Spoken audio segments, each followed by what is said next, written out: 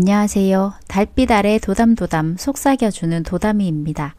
우리의 옛 이야기 시작하겠습니다. 한양에서 멀리 떨어진 심산유곡에 자그마한 동네가 있는데 추나추동 사계절 기암괴석 밑에서 배곡 같은 샘이 솟아난다고 그 이름 샘골이라 불렀다. 샘골에 김서방이라는 사람이 있었는데 간 마흔에 옥동자를 보았으니 아들의 이름 운봉이라 불렀다. 운봉이 금방 태어나니 기골이 비범하여 호걸의 기상을 타고났는데 울음소리 또한 요란하여 한번 울라치면 천둥이 우는 듯 온 샘골이 들썽했다. 그래서 동네 방내에서는 김서방 집에 날에 돋친 장수가 났다는 둥, 개천에서 용이 났다는 둥 별의별 말이 다 돌았다. 그런데 천지도 무심하고 귀신도 야속했다. 운봉이 겨우 걸음마를 타며 아빠 엄마를 부를 때 운봉에 붙인 갑자기 병을 얻어 백약이 무효로 구천에 가고 말았다. 그러니 홀로 남은 부인이 운봉이를 기릴째 애비 없는 자식 슬퍼할까 남의 삭발레하고 삭방아 찌으면서도 얼굴 한번 찡그리지 않았고 산에 가서 나무딴 해 이고 돌아오며 구슬 같은 땀을 흘리면서도 언제나 웃는 얼굴로 운봉이를 반겨주었다. 운봉이 7살이 되더니 어선눈을 떴는데 가세가 극빈하고 애비 없는 자식이라 작은 내를 건너 서당방이 있었지만 어머니는 감히 글공부시킬 엄두를 내지 못하였다. 헌데 운봉이는 무슨 생각이 들었던지 날마다 밥술만 놓으면 서당방 애들을 따라가서는 저녁에야 돌아왔다. 그리고 저녁술을 놓기 바쁘게 하늘 천 따지 하고 글을 읽곤 하였다. 어두운 방에 누워서 아들 운봉이 글 읽는 소리 들으니 이처럼 더 기막힌 일이 없었다. 운봉의 모친 며칠 밤 아들 몰래 눈물로 옷고름 적시다 하루는 큰마음 먹고 서당방 훈장을 찾아갔다. 훈장님, 부디 이 가련한 신세 생각하여 주옵소서. 슬하에 귀한 자식 두었사오나 가세 비난하고 미천한 상민이라 감히 글공부 시키겠다는 말 입 밖에 내지 못하였소이다. 그런데 저 철모르는 자식이 밤낮 서당방 도련님들을 그림자처럼 따라다니니 애비 없고 가세가 비난하나 어찌 자식의 소원 풀어주지 않겠소이까. 운봉의 모친 머리도 들지 못하고 꿇어 엎드려 사정하는데 서당방 훈장이 운봉의 모친 부축하여 앉히었다. 이러지 마시오. 내 글 배우겠다는 애들을 밖으로 내쫓고야 어찌 훈장이라 하리오. 벌써 전에 운봉이 글방에 와 글공부하도록 윤허하였으니 마음 놓고 돌아가시오. 이리하여 운봉이 서당방에 이름 올려놓고 글공부하는데 총명과 재질이 과인하여 하나를 배우면 열을 알고 열을 배우면 백을 통하는지라 훈장은 운봉이를 장중 보옥같이 귀히 여겼다. 운봉이 서당에 들어온 지 7, 8년이란 세월이 흘러가니 공든탑이 무너지랴 글 잘 써 왕희지요 글 잘 지어 200인데 구척 장신의 풍채 또한 늠름하였다. 어느 날 훈장은 제자들을 거느리고 산놀이를 갔다. 때는 마침 추구월 황금 계절이라 이산 저산에 단풍 들어 천자 만홍 갖가지 꽃들이 핀 듯한데 들에는 누렇게 익은 오곡이 추풍에 춤을 추는지라 훈장은 제자들을 보고 산청 경계 절승이요 추흥 또한 도도하니 한 수씩 지어 읊으라 했다. 그러니 운봉이 선참 나서 한 수 지어 읊기를 하늘은 높아도 억조 창생 못 살피고 천지는 넓으나 숨이 막혀 한이로다 하였다. 훈장은 운봉의 시를 듣고 못내 놀라움을 금치 못하였다. 그런데 가뜩이나 운봉이를 시샘하던 권세 있고 돈 있는 양반집 도련님들이 우르르 몰려오더니 운봉이가 대형 무도한 소리를 한다고 트집을 걸며 욕하고 때리기 시작했다. 운봉이는 너무도 분하여 한아름이나 되는 나무를 부여잡고 주먹 같은 눈물을 뚝뚝 떨구다가 느닷없이 나무를 뿌리쳐 뜯어 산 아래로 뿌려 던지고는 두 말 없이 집으로 오고 말았다. 운봉이는 집에 오자 어머니 앞에 무릎 꿇고 어머니, 난 오늘부터 서당에 가지 않겠습니다. 불쌍하신 어머님을 도와 일을 하렵니다. 하고 어머님의 손을 으스러지게 잡으니 어머니는 기뻐하는 대신 크게 노하여 운봉의 손을 뿌리쳤다. 너는 내 자식이 아니로다. 내 허리띠 졸라매고 너를 서당에 보낼 때는 글 공부해서 나라 정사는 몰라도 한 동네 일이라도 잘 살필까 하여 보냈는데 서당에 안 가겠다는 말이 웬 말이냐. 내 자식이면 애미 생각 모르고 감히 그런 말을 할 소냐. 어서 내 앞에서 썩 물러가거라. 그래도 운봉이는 다시 엎드려 어머니에게 여쭈었다. 어머니, 이 자식도 어서 눈을 떠서 서당에 간 놈인데 어찌 어머님의 생각 모르리까.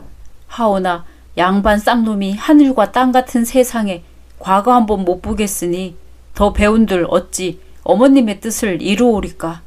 어머니, 제발 아들의 마음 굽어 살펴 주옵소서. 운봉이 이렇게까지 사정하는데 모친인들 어이하랴. 어머니는 더는 다른 말 하지 않고 저녁때가 되어 밥을 지었고 운봉이는 어머니를 도와 부엌에서 불을 뗐다. 그런데 운봉의 모친 쌀을 가마에 일어앉히며 불 때는 아들을 내려다 보니 운봉이 나무를 부엌 아궁이에 집어넣는데 곧은 나무를 엿처럼 쭉 당겨 늙어서는 뚝뚝 끊어 넣는 것이었다. 어머니는 그만 깜짝 놀랐다. 그제야 어머니도 비로소 아들이 역발산 항우와 같은 힘이 장사라는 것을 알게 되었다. 이때로부터 운봉이는 어머니를 도와 집안일을 하며 동네 일까지 도와 나서는데 입가진 사람치고 칭찬하지 않는 이가 없었다. 나무 근심하던 운봉의 집 마당에는 밤을 자고 나면 나뭇가리가 집보다 더 높이 쌓였고 우차가 없는 운봉의 집이었건만 가을이면 하루 이틀 사이에 덩실한 낯가리가 솟아났다.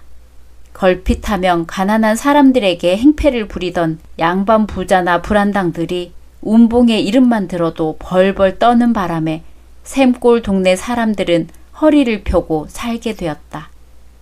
그래도 운봉의 어머니는 혹시 아들이 힘을 믿고 공연한 짓을 하지나 않을까 근심되어 예, 운봉아, 불쌍한 사람들을 일심으로 도와야지 절대 남을 해쳐서는 안 된다.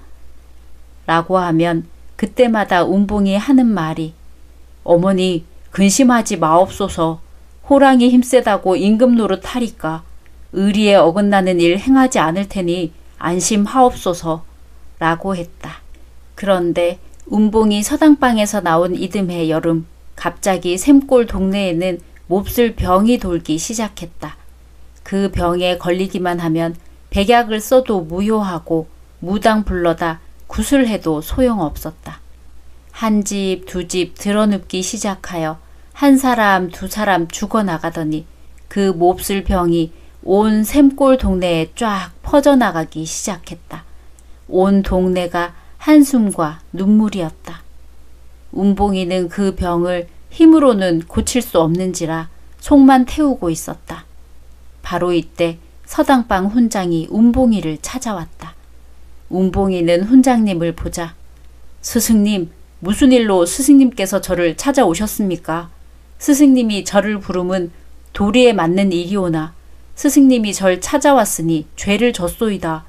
그렇지 않아도 스승님을 찾아가려던 참이었소이다. 하였다. 훈장은 백발 수염을 쓰다듬으며 운봉이를 보았다. 그래, 무슨 일로 날 찾아뵈려 했는고? 네, 동네에 자주 몹쓸병이 돌고 있습니다. 저에게는 방도가 없지만 스승님께선 방도가 있겠습지요? 나도 바로 그 일 때문에 왔네. 한양에서 멀지 않은 곳에 쌍바위 꼴이라고 있는데 그곳에 이 불치의 병을 떼는 약이 있다네. 헌데 그 약을 가져올 수가 없네. 쌍바위 꼴에는 온 산에 구렁이 천지여서 그 약을 구하러 들어간 사람은 있어도 나온 사람은 없다네. 그래서 자네 힘을 빌리고자 왔네. 훈장의 말이 끝나기 바쁘게 운봉이는 어머니 앞에 무릎 꿇고 앉았다. 어머니, 내 한 몸 바쳐 동네 여러분이 살 수 있다면 내 어찌 죽기를 겁내오리까. 어머님께서는 허락하여 주시옵소서. 장하다 내 아들 운봉이, 장하구나. 내 걱정 말고 지체 없이 어서 떠나거라. 이리하여 운봉이는 보찜을 메고 쌍바위꼴로 떠나게 되었다. 사흘낮 사흘밤을 내쳐 걷다가 하루는 고갯길에 들어섰는데 안개가 자욱하여 좌우 산천도 분간할 길이 없었다. 이때 갑자기 웬 여자의 다급한 비명소리가 들려왔다. 아무리 가는 길이 급해도 사람이 당장 죽어가는 소리를 지르는데 그저 지나칠 수 없었다.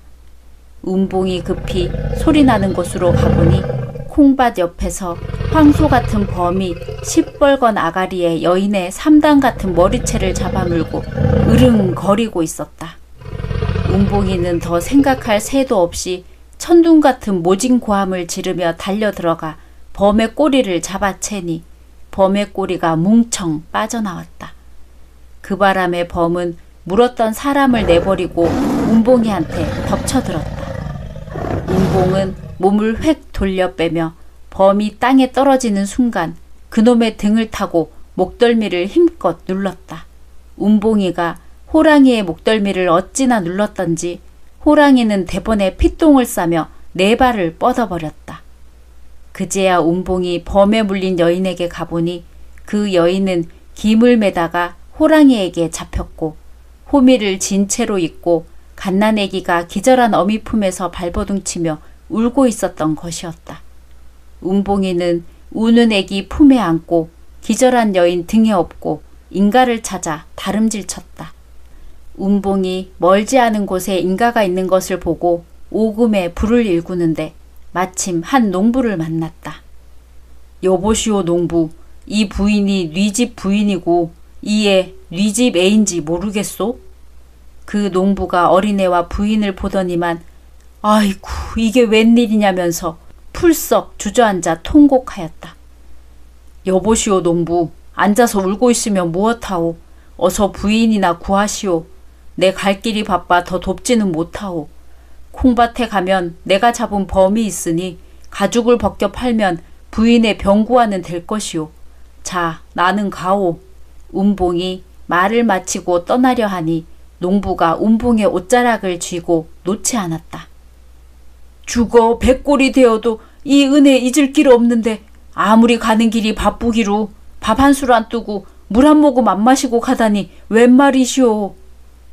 한 사람은 살았으나 온 동네 사람 생사를 다투니 어서 놓아주시오.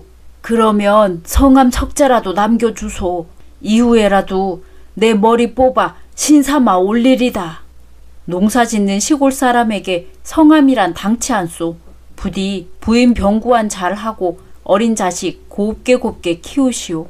운봉이는 말을 마치기 바쁘게 다시 길을 떠나는데 걸음이 하도 빨라 걷는지 뛰는지 산골길에 한 줄기의 먼지가 뽀얗게 일었다. 운봉이는 그 걸음으로 하루 낮 하루 밤을 걸어서 이튿날 점심때 한 마을에 이르렀다.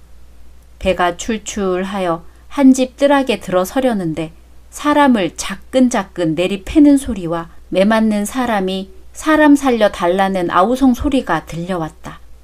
듣지 못했으면 몰라도 듣고서는 차마 그저 지나칠 수 없었다. 운봉이 뜰락에 들어서니 머리에 갓을 쓴 녀석들이 20 먹은 총각을 잡아 패는데 한 놈은 총각의 머리채를 감아쥐고 사정없이 볼을 치고 한 놈은 툭 삐져나온 눈을 부라리며 몽둥이 찜질을 하고 있었다. 매맞은 사람은 사람 살려달라고 모진 소리를 지르고 다리 병신 늙은 애비는 새의 발걸음으로 기어나와 자기를 대신 죽여달라고 애걸하고 집안에서 병석에 누워 일어나지도 못하는 애미는 두 손으로 허공을 허비다가 가슴만 쾅쾅 치는 것이었다. 운봉이가 차마 눈을 뜨고 볼 수 없어 일이 있으면 말로 할 것이지 사람은 왜 잡아 패는 거요? 하고 막아 나서니 운봉의 허름한 차림새를 본 김좌수의 두 하인이 흥 하고 콧방귀를 끼며 대들었다. 너는 웬 놈이야? 하늘이 얼마나 높은지 맛 좀 볼 테냐? 두 녀석이 몽둥이를 번쩍 들고 운봉이를 때리려는데 운봉이 슬쩍 손을 들어 몽둥이를 빼앗더니 그 몽둥이를 끊어서 버리는 것이 아니라 여처럼 쭉 늙어서 두 동강을 내었다. 이 광경을 본 좌순의 두 하인은 간이 콩알만해지고 눈이 뒷꼭지 뒤에가 붙어서 무당의 손에 든 대처럼 와들와들 떨었다. 운봉이는 맞아서 유혈이 낭자하게 된 이 집 아들을 집에 들여다 놓고 사연을 물으니 영감이 하는 말이 3년 전부터 부인이 득병하여 자리에서 일어나지 못하니 약을 쓰느라 김자순의 집에서 돈 30냥을 꼬왔소이다. 약조한 기일은 되었는데 갚을 돈 없이 갚지 못하니 김자수 사람을 보내어 빚 대신 아들을 잡아다 10년 머슴을 시키겠다 하옵니다. 기둥 같은 외아들 가고 나면 다리 병신 이 늙으니 누굴 믿고 살겠습니까? 그래서 아들 녀석이 안 가겠다 버티다가 저렇게 맞아 죽게 되었으니 이제 우리 집 새 목숨은 살아도 죽은 거나 한 가지 외다 하고 탄식하였다. 운봉이 들어보니 노인의 신세에 가긍한지라 갈 길은 바빠도 한번 김좌수를 찾아가 혼찌검 내고 불쌍한 새 식구를 구하리라 마음먹었다. 운봉이 좌순의 집에 찾아가니 좌수가 마침 집에 있었다. 당신이 김좌수요? 운봉이 묻자 김좌수 운봉의 차림새를 보더니 펄쩍 뛰었다. 너 이놈 어디서 온 놈이기에 그 말뿐 새냐? 저 녀석을 정신들게 내 앞에서 곤장을 안겨라. 그러나 두 하인은 운봉의 맛을 보았는지라 그저 서서 와들와들 떨기만 했다. 그러자 좌수가 몽둥이를 번쩍 치켜들었다. 이때라 운봉이 허허 웃으며 몽둥이를 잡아채어다 엿가락 늙으듯 쭉 늙어 팽개치니 좌수는 깜짝 놀라 선자리에 굳어져 버렸다. 좌수 양반, 내가 누군지 알고 싶소? 난 바로 샘골에 사는 운봉이요. 김자수도 풍편에 샘골 운봉이 역발산 항우도 필적할 만한 힘장사라는 말을 들었는지라 더구나 기절초풍하였다. 김자수가 이쯤 되자 운봉은 외동아들 태상같이 믿고 사는 그 집 아들을 때려 눕혀 그 집에 일손이 없게 되었으니 3년 먹을 식량과 3년 지낼 돈을 당장 내놓으라고 했다. 김자수는 본디 거북 등에서 털을 긁어내는 깍쟁이요. 감기도 남을 빌려주지 않는 위인이지만 주먹은 가깝고 법은 멀어 곱싹곱싹 내놓지 않을 수 없었다. 운봉이 그 돈을 받아지고 돌아와 늙은 내외에게 주고는 또 길을 떠났다. 운봉이 40-50리 길을 단숨에 걸어 땅거미질 무렵 한 골짜기에 들어서는데 목에서 갈증이 나서 견딜 수가 없었다. 마침 골 어귀에 오두막집이 보이는지라 주인을 찾으며 문을 열고 들어섰다. 그런데 집 안에는 주인은 없고 15살 보이는 처녀가 머리를 풀어 헤치고 누워 호공에 손질하며 어머니 물 하며 물을 찾고 있었다. 운봉이 입술이 말라 터지고 코 밑에 제가 앉은 처녀를 가긍히 내려다보다가 집에 또 누가 없나 살펴보니 아무도 없었다. 그래서 자기가 물을 떠줄 수밖에 없는데 정작 물을 떠주자니 물을 먹다 죽을 것 같고 안 떠주자니 당장 목이 타서 죽을 것 같았다. 운봉은 잠깐 망설이다가 그래도 물 못 먹고 죽는 이보다 먹고 죽는 게 나을 것 같아 바가지에 찰찰 물을 떠서 처녀의 머리를 받쳐들고 물을 먹이었다. 처녀는 입가에 바가지가 닿자 꿀꺽꿀꺽 단모금에 한 바가지 물을 다 마시더니 또 물 하고 물을 찾았다. 운봉이는 또 한 바가지 떠다 먹이었다. 처녀는 물을 2바가지나 받아 먹더니 속이 후련한지 쌕쌕 고르러운 숨소리를 내며 이내 잠들어 버렸다. 운봉이는 그제야 물을 떠서 자기도 1바가지 마시었다. 가란 목을 축이고 정신이 드니 처녀가 어머니를 찾는 걸 보아 필시 가까이에 사람이 있을상 싶다는 생각이 들었다. 운봉이는 인차 집을 나와서 고란 여기저기를 살피었다. 이때 언덕 아래에서 갑자기 아! 하는 여자의 비명소리가 났다. 지척에서 나는 소리라 지체 없이 소리를 따라가 보니 큰 구렁이가 웬 여인을 칭칭 감고 단입에 삼키려 하고 있었다. 생사가 경각이라 요강덩이 같은 대가리를 내두르며 검은 혀를 날름거리는데 눈깔은 성난 물결처럼 사나웠다. 운봉이는 더 생각할 새도 없이 번개같이 손을 써서 구렁이의 모가지를 콱 틀어쥐고 구렁이를 여인의 몸에서 풀어내서는 자기 몸에다 칭칭 감았다. 그리고 다른 손으로 구렁이 꼬리를 단단히 틀어쥐고 힝 하고 온몸에 힘을 다 썼다. 그러자 몸에 칭칭 감겼던 구렁이가 몇 토막이 나서 땅에 떨어졌다. 알고 보니 그 여인은 처녀의 어머니였다. 그는 외동딸이 알아누워 병세가 위중하게 되니 약지으러 갔다가 오는 길에서 그만 구렁이가 덮쳐들어 죽게 된 것을 운봉이가 살려준 것이었다. 이 은혜 어떻게 갚으리까? 나 죽고 보면 딸까지 2 목숨 죽는 것을 나 살렸으니 딸까지 살게 되었소이다. 어디 계신 손님인지 집이 누추한 대로 하룻밤 머물고 가옵소서. 그 여인이 붙잡고 만류하였으나 운봉은 모녀간만 사는 집에 묵기도 거북한데 갈 길까지 급해서 길 떠날 차비를 하였다. 고마운 말씀이나 길이 급해 가보겠습니다. 그런데 저 구렁이는 금구렁이여서 세상에 다시 없는 보신제오니 가져다 매일 고기 1점씩 먹으면 병도 낫고 몸도 이내 회복할 것이니 그럼 저는 갑니다. 불쌍한 우리 모녀 살려주고 그저 가시다니 웬 말이오. 가더라도 이름 석자 남겨주면 후일에라도 찾아뵈리다. 시골 사람이 무슨 이름이 있겠소이까. 살아가노라면 만날 날이 있겠지요. 운봉이는 말을 마치자 밤길을 떠났다. 밤새 다리심도 없이 내쳐 걸으니 한양도 한 50리밖에 남지 않았다. 그러니 쌍바위골도 그리 멀지 않았다. 운봉이는 한 마을에 들러 아침을 얻어먹고 또 길을 재촉하였다. 한참이나 가다 보니 좌우에 백버들, 황버들이 꽉 들어선 경치 좋은 버들 강둑이 나왔다.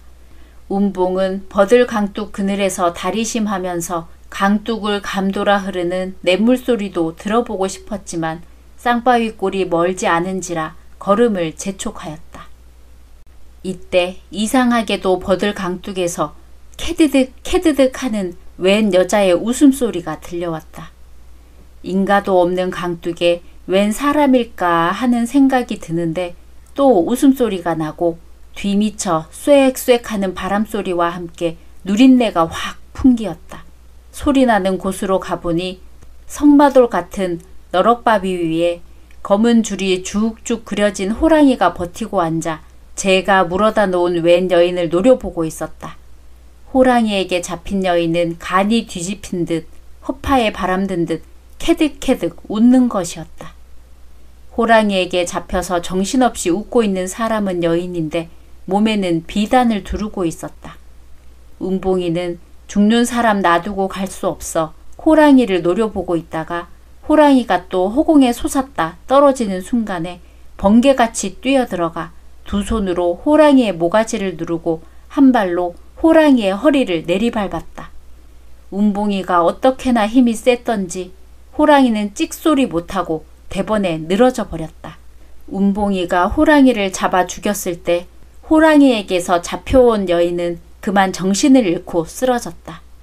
운봉이는 사람을 구할 바엔 끝까지 구해야겠다고 생각하고 그제야 찬찬히 보니 천상선녀같이 고운 처녀였다. 몸에 두른 비단옷을 보아 대감집 규수가 틀림없는지라 임자도 찾고 사람도 살리자면 한양까지 업고 가야겠다고 생각했다. 운봉이 처녀를 등에 업고 한양길을 가는데 저 앞으로부터 먼지를 뽀얗게 일구며 말 타고 칼 차고 활을 맨 병정들이 길이 미어지게 달려오고 있었다. 말탄 무관이 운봉이 등에 업고 오는 여인을 보자 말등에서 뛰어내렸다.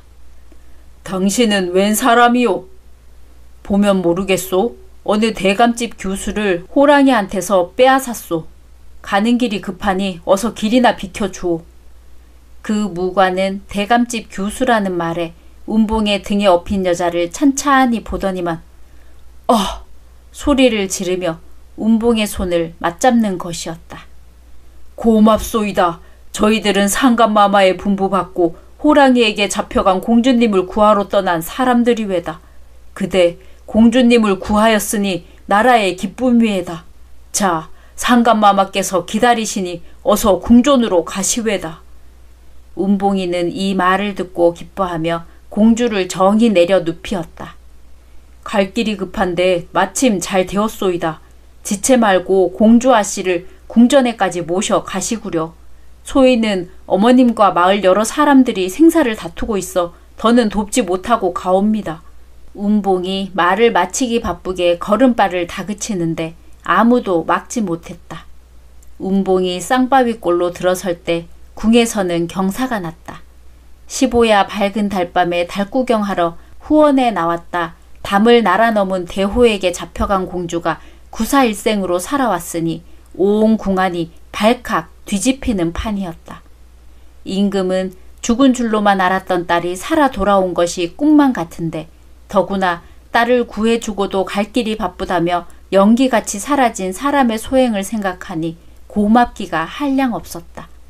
그래서 임금은 그날로 운봉이와 갈라지던 그 길에 병사들을 풀어 파수를 세우고 운봉이를 찾게 하였다. 한편 운봉이는 쌍바위골 어귀에 이르렀다. 운봉이 험한 산세를 바라보며 서 있는데 어디선가 사람들의 말소리가 들렸다. 그래서 말소리를 따라가 보니 골 어귀에 자그마한 움막이 있는데 백발이 성성한 노인들이 앉아 있었다. 노인들은 운봉이를 보자 깜짝 놀라며 그의 앞을 막아 나섰다. 젊은이는 어디로 가는 게요? 쌍바위골로 약초 캐러 갑니다.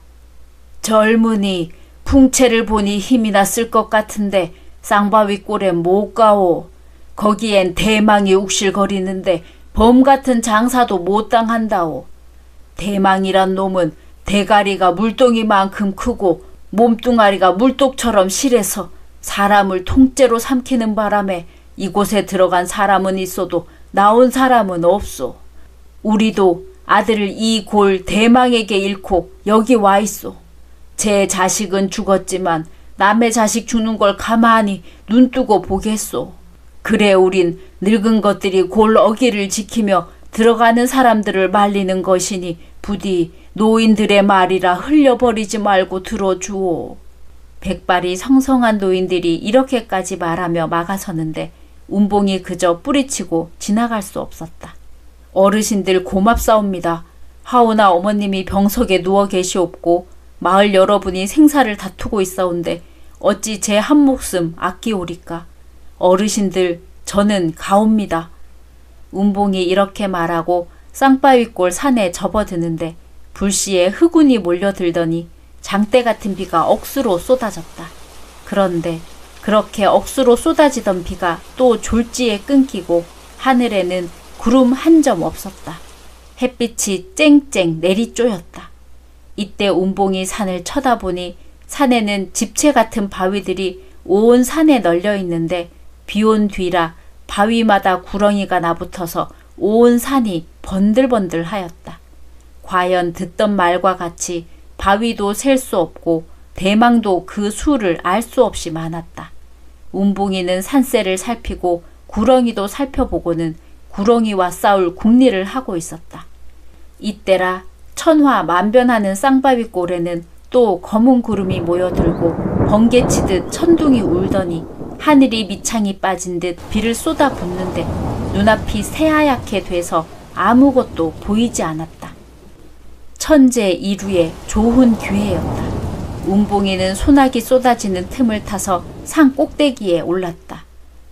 운봉이 산 꼭대기에 오르니 또 비가 먹고 해가 났다. 해가 나니 구렁이들이 또 때를 만났다고 바위에 나부터 온 산이 번들번들하였다. 이때 운봉이는 미리 생각한 대로 산 위 여기저기 드러누운 집채 같은 바위를 굴리기 시작했다. 본디 힘이 장사인데다 젖먹던 힘까지 내어 바위를 굴리니 얼마 안 가서 산 위엔 바위 하나 찾아볼 수 없었다. 산 꼭대기에 굴려놓은 집채 같은 바위들이 그 아래 바위들을 짓지으며 함께 굴러 내려가는데 하늘이 무너지는 듯 땅이 박살나는 듯 요란한 소리가 쌍바위꼴을 뒤덮었다. 이 바람에 바위에 나붙었던 대망들이 거의 다 집채 같은 바위에 짓찢어 죽고 요행으로 살아남은 것들은 도망쳐서 온 산엔 산 구렁이라곤 한 마리도 없었다. 운봉이 이렇게 대망들을 물리치고 산정에서 내려오며 살필 때 한 곳에 이르니 손이나 겨우 드나들 만한 바위 틈에 손바닥 같은 쪽잎이 5개이고 황록색의 꽃이 핀 이상한 풀이 서 있었다. 운봉이도 산골 사람이지만 이런 풀은 본 적이 없었다. 주위를 다시 살펴보니 그 주위에 어느 천년에 죽었는지 모르는 노루, 사슴, 호랑이의 뼈가 수두룩 쌓여 있었다. 이상한 풀은 바로 이런 바위 틈에 나서 자랐었다. 운봉이 조심조심 쥐어 흔들어 보니 묵직한 뿌리가 내려앉은 것이 기묘하였다. 운봉이는 참대칼을 가지고 조심스레 그 기묘한 풀의 뿌리를 도두었다. 반나절이나 걸려서야 그 진묘한 풀을 실뿌리 한 대 다치지 않고 뽑아들고 산에서 내려왔다. 골 어김하게 내려오니 노인들이 깜짝 놀라는 것이었다. 그 산에 들어갔다 나오는 사람을 처음 본 것도 있겠지만 더구나 손에 들고 내려온 기묘한 풀을 보더니 더욱 놀라는 것이었다. 노인들은 그 풀을 보더니 운봉이를 보고 그것이 바로 만병을 다스리는 진귀한 약재인데 꽃은 젊은이들에게 먹이고 뿌리는 나이 드신 분들께 대접하라고 하였다. 운봉이는 길이 급하여 노인들에게 넙적 엎드려 절을 하고는 그 진귀한 약재를 자작나무 껍질에 싸서 들고 집으로 향했다. 운봉이 정신없이 걸음만 재촉하는데 한 곳에 이르니 궁중 병사들이 그의 앞을 막아 나섰다. 운봉이 번쩍 머리를 들고 보니 백발이 성성한 임금과 꽃같은 공주가 눈물이 그렁하여 그를 맞는데 문무백관들이 다 허리 굽혀 절을 하였다. 네, 인제 내 눈으로 그대를 보게 되었으니 이보다 더 큰 기쁨이 없도다. 그대는 우리 이 나라에 웃음을 준 은인이요 나라의 충신일세. 모두들 듣느냐? 네. 문무백관들이 일시에 대답하고 또다시 허리를 굽혔다. 나라의 충신을 어서 궁전에 모셔갈지어다. 네. 소리와 함께 시종들이 운봉을 팔인교에 태우려 하는데 운봉이 넙적 엎드려 절을 하고 아뢰는 말이 아뢰옵기 황송하오나 지금 소신의 모친이 병이 위중하여 생명이 경각에 달렸사옵고 마을 분들도 생사를 다투고 있사옵니다. 그러니 어머니 구하지 못한 아들에게 무슨 기쁨이 있고 마을 사람 구하지 못한 젊은이에게 무슨 기쁨이 있사오리까. 한시가 급하오니 어머님에게 갈 수 있도록 허락하여 주시옵소서. 이때 공주 사뿐사뿐 걸어가 임금과 중전마마 앞에 가 섰다. 아바마마, 저희가 하는 말씀 천만 지당하옵니다. 어머님 병이 위중하고 마을사람 병석에 누웠는데 무슨 기쁨이 있사오리까. 어서 떠나보냄이 좋겠나 하나이다. 공주의 말을 듣고 임금은 운봉이를 보고 어서 길을 떠나라고 머리를 끄덕였다. 그러니 공주 달려나와 운봉의 손목 잡고 어머니 병 나으면 어머님 모시고 오라고 1000만 번 당부하며 금덩이 3덩어리를 운봉이에게 주었다. 운봉이는 가타부타 한마디 말도 없이 주는 금덩이를 받아 들고는 또다시 오금에 불을 일구었다. 차츰 오던 길을 따라 걷고 걷다 나니 김자수 하인들의 봉변을 당하던 그 집에 이르렀다. 운봉이를 본 그 집 새 식솔들은 반가워서 야단이었다. 운봉이는 금덩이 세 덩이를 내놓으며 이걸 가지면 새 식구가 한 생은 좋게 살아갈 수 있으니 아예 먼 곳에 이사하여 소 사고 밭을 사서 농사일 하면서 마음 편히 지내라고 하였다. 그러고는 말을 마치자 총총히 길을 떠났다. 운봉이는 집에 돌아오자 병석에 누우신 어머니 앞에 절을 올리고 약을 내놓았다. 운봉이 캐온 약은 과연 말 그대로 만병을 다스리는 특효약이었다. 그러니 어머니는 물론 온 마을에서 운봉이를 두고 찬사가 이만저만이 아니었다. 몇 달이 지났다.